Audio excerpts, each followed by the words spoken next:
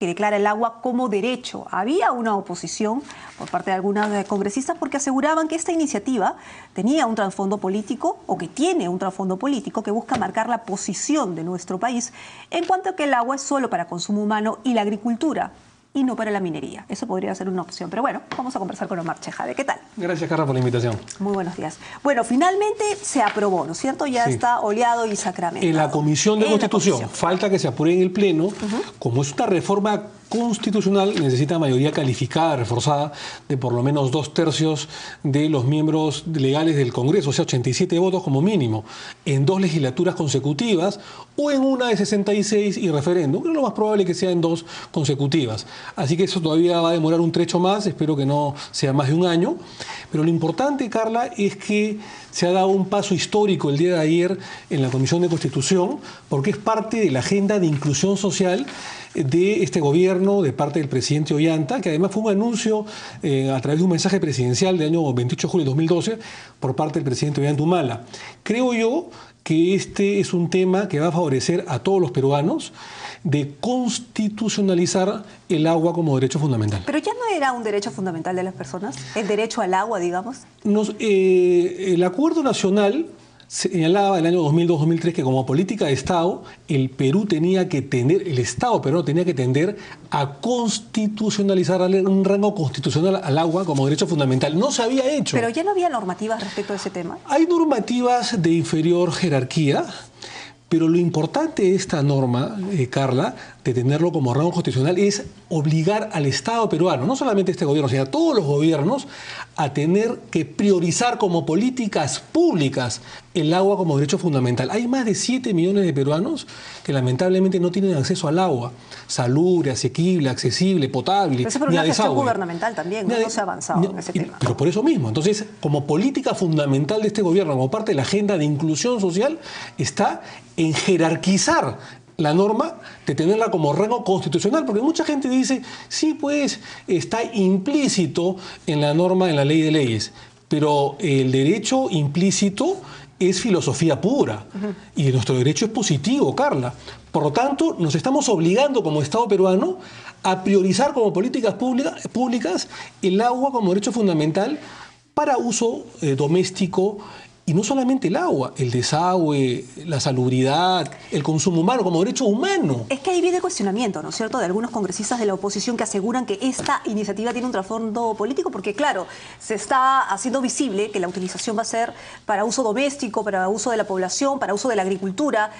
Pero ¿qué pasa con la minería? ¿No es cierto? Sobre todo porque hay unos cuestionamientos ahí con el tema de los proyectos. No hay ningún tipo de discriminación, Carla. Esto no va a afectar a la minería, ni a la agricultura, ni a haber ningún tipo de discrepancia al respecto. No se va a afectar la productividad de ninguna manera. Todo lo contrario. Lo que se ha hecho con esta norma es llegar a todos los peruanos. Es parte de una inclusión social, es un derecho humano. No podemos nosotros cegarnos ante una realidad. Hay 1.200 millones de personas en el mundo que les falta el agua, que no acceden al agua, por lo menos agua potable. Y perdóname, para terminar, no es cierto que ha habido una oposición. El día de ayer, en la Comisión de Constitución, se ha votado y por enorme mayoría hemos ganado la discusión y han sido 9 votos a favor, ninguno en contra y 4 abstenciones. Bueno, abstenciones, pues, ¿no? Una de ellas, que es la de la doctora Rosa Mavila, porque quería maximalizar el texto original, la fórmula legal que se presentó en la Comisión de Constitución. Al final hubo un texto sustitutorio y estaba por una fórmula maximalista, digamos. Y acá ha habido votos, digamos, de abstención, porque de alguna manera quieren esto plantear la discusión en el Pleno del Congreso de la República. Pero creo que ayer en la Comisión de Constitución hemos dado un paso histórico importante para llegar a todos los peruanos. Muy bien, vamos a pasar ya a los temas más de coyuntura, ¿no es cierto? Uno de los temas que se pidió se discutiera en la Comisión de Constitución y todavía no se toca es el tema del transfugismo.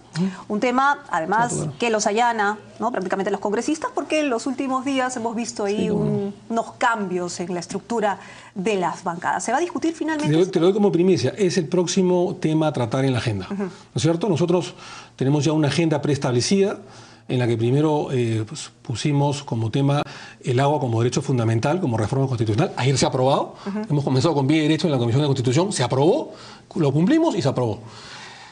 En la próxima sesión, que será seguramente en 2 semanas porque el martes es feriado, se tocará el tema del transfugismo, luego seguramente vendrá el tema de la bicameralidad, entre otros temas, eliminación del voto preferencial, en fin, hay una agenda bastante ambiciosa e importante, pero el próximo tema es sancionar a los tránsfugas en el Parlamento. ¿Con qué? Con la destitución del cargo. Y para que el accesitario de manera automática lo reemplace. Ahora, ¿qué hay que entender como transfugismo? Recurrimos al diccionario de la Real Academia Española. Es decir, el congresista que después de haber salido elegido por mandato popular, por voto universal, se cambia de una bancada o de un grupo político a otro. O sea, no está comprendido primigeniamente el que abandona un grupo político por discrepancia programática y que forma una bancada independiente, es decir, o se mantiene como independiente. Es decir, para ponerlo como ejemplo, lo que sucedió en Alianza por el Gran Cambio, ¿no es cierto? Llegaron como alianza y cuando se les ha cuestionado, en todo caso, por qué el cambio, han mencionado, bueno, esto era una alianza estratégica, no íbamos juntos programáticamente. ¿En ese caso es sancionable? No, porque no sería considerado transfugismo, y además según el diccionario de la Real Academia Española, el transfugismo es que transfuga de un partido a otro. Te pongo el ejemplo, alguien que está, por ejemplo, en el nacionalismo y se transfuga al fujimorismo, a Fuerza Popular, o de Perú Posible a Solidaridad. Ahí sí, en mitad de la gestión. No solamente la amistad, puede ser el primer día de gestión. Inmediatamente ese comportamiento antijurídico acarrearía solamente por transfugar de un partido a otro, de una bancada a otra, la destitución de su cargo por un comportamiento que es una estafa, es una ardid, una estafa a la población. La destitución de su cargo y a futuro, digamos, a nivel político, ¿se le truncaría el futuro político más adelante con sanciones? No. Simplemente es la destitución del cargo. En ese momento el accesitario tomaría las riendas, lo reemplazaría, tomaría las riendas de esa curul.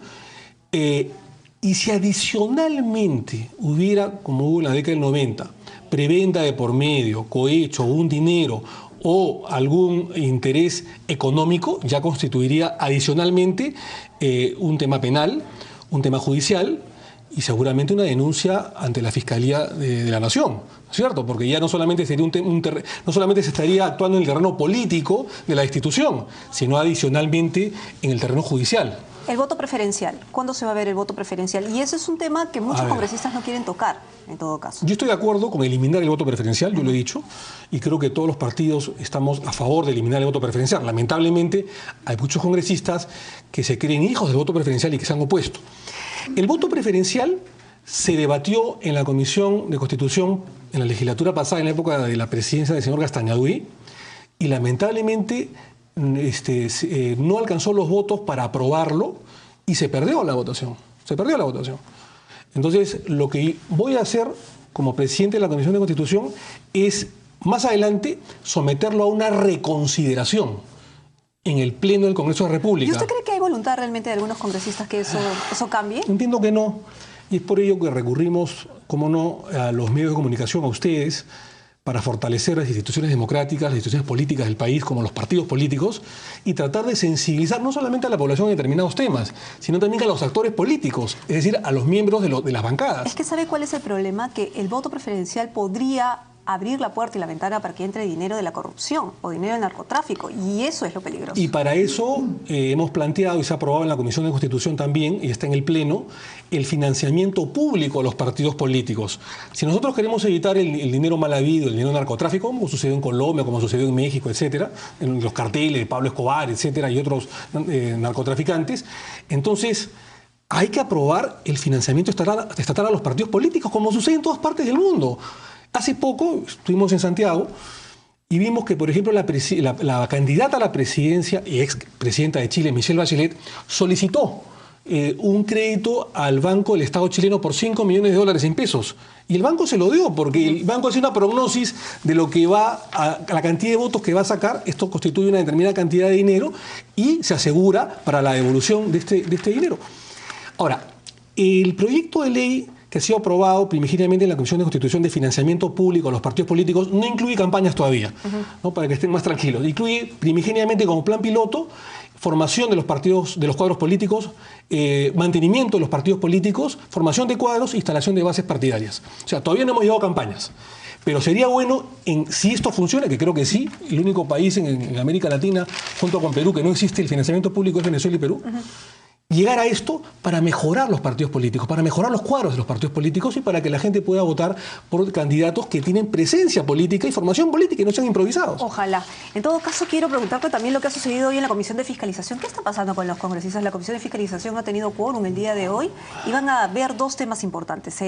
Las irregularidades por el programa Jaliwarma, que es importante, pero necesitamos una explicación de lo que ha sucedido.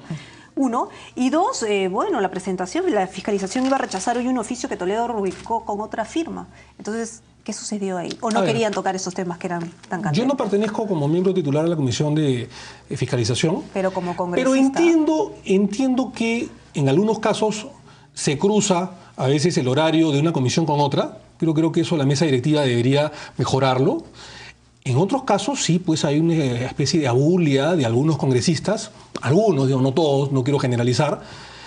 Y en tercer lugar, creo que debería mejorarse el cronograma de la agenda parlamentaria para que no haya estos cruces. Y yo te voy a decir, no solamente esto lo he visto en la Comisión de Fiscalización, ayer lo vimos en la Comisión de Justicia y en la Comisión de Constitución el día de ayer hemos tenido que esperar más de 40 minutos. Claro, pero en política no hay coincidencias, ¿no? Cuando se tocan temas importantes, justo no hay quórum. Entonces, ese es el cuestionamiento. No sé cuál habría sido la agenda.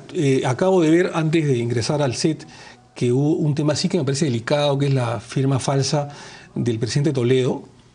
Y en esto quiero decir que no habría que minimizarlo, ¿no? Porque esto podría cargar incluso una denuncia penal al responsable si se individualiza al autor por delito contra la fe pública, ¿no es cierto? Entonces, creo que esto debería ser aclarado y si concuerdo con el presidente de la Comisión de Fiscalización, presidente Ceballos, si es que una de las partes le exige al Congreso de la República formalidad, debido proceso, que me parece muy bien, que está dentro de un Estado constitucional y social de derecho, legítima defensa, que los abogados están presentes, también hay que exigirle a la parte contraria que cumpla con todos los requisitos del debido proceso. Ahora, pero tiene varias lecturas, ¿no es cierto? Porque, por un lado, el abogado Luis Lamas Pucho dice, bueno, es que si no aceptan este documento, lo que están haciendo es negarme a mí la defensa del debido proceso a Alejandro Toledo, dilatando la investigación. Y por otro lado, también se podría leer cómo Alejandro Toledo, que ha firmado tantos documentos como presidente de la República, sabe cuál es su firma oficial, entonces, digamos, presente una documentación así cuando sabe que se la van a rechazar. Te voy a dar mi opinión, de repente estoy equivocado, hablo en condicional, porque soy abogado, he litigado durante más de 15 años, entonces te voy a dar mi opinión. Muchas veces sucede, no sucedió en mi estudio por si acaso, pero he visto, he escuchado, que muchas veces, a veces el patrocinado no está presente o está de viaje, ¿no es cierto? Entonces se necesita su firma de manera rápida y a veces de manera inadecuada, a veces poco ética, el abogado o alguien del estudio reemplaza la firma del patrocinado. Pero eso no está bien, no es ético y podría configurar un delito contra la fe pública. Puede ser que el presidente Toledo haya estado fuera del país en ese momento y por un tema de celeridad procesal le ha dicho al abogado o a alguien del estudio o a alguien que limite la firma. Entonces, eso lamentablemente... ¿Usted cree realmente que le han imitado la firma? Podría ser, no sabemos. Si es una firma falsa, como se ha dicho, no sé si será falsa o no. No están hablando de delito ni de firma falsa, ¿no? Sino que habría sido otra firma. Es decir, uno puede tener una firma oficial y otra firma, digamos, para el trabajo, ¿no? Pero eso es lo que no cuadra. Yo creo que tendría primero que haber un peritaje, hablo como abogado, ¿no? En la parte procesal, ¿no? De pruebas. Y si se comprueba que la firma no es la del señor Toledo, sino de la otra persona, yo creo que ameritaría una investigación en la fiscalía, ¿no? ¿No? Aparte de un tema ético, ¿no? Pero te repito, la experiencia que yo he podido ver a veces en muchos estudios de abogados, porque a veces uno le cuenta, uno está en el tufillo jurídico, ¿no? Entonces a veces el patrocinado no está, no sé, no, está de viaje, está fuera del estudio, tiene que presentar a última hora un documento por un tema de tiempo y le dice, imítame la firma, no te preocupes. Entonces seguramente la Comisión de Fiscalización se ha dado cuenta de eso y, bueno, ha dicho, esta no es la firma del señor Toledo, con toda razón. Si fuera así, gravísimo. ¿Usted alguna vez ha visto la firma de Toledo? Entiendo que es la primera de la que está acá, la que dice a Toledo, ¿no? Esa es la oficial para Me parece que sí. Bueno, muy bien, muchísimas gracias por haber venido en directo. Estábamos conversando con Omar Chejade, congresista de Gana Perú, presidente de la Comisión de Constitución, hablando sobre el trabajo de su comisión y de pasada, pues aprovechando para hablar sobre temas de coyuntura.